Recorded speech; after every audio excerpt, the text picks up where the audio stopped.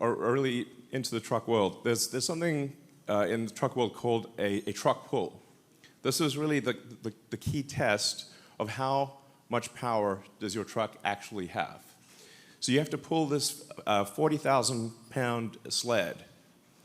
And when we went to the track, we said, well, what's the best that you've seen? I said, well, it'd be the Ford F-350 diesel.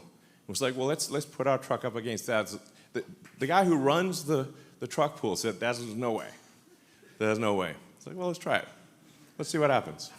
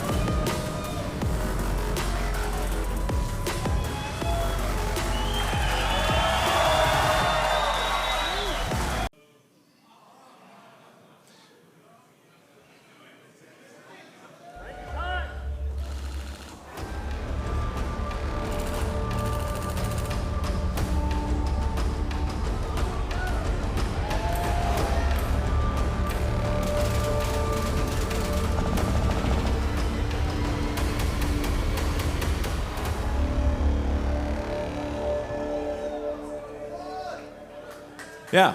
Don't forget to like, comment, and subscribe for more car reviews and updates. See you in the next video.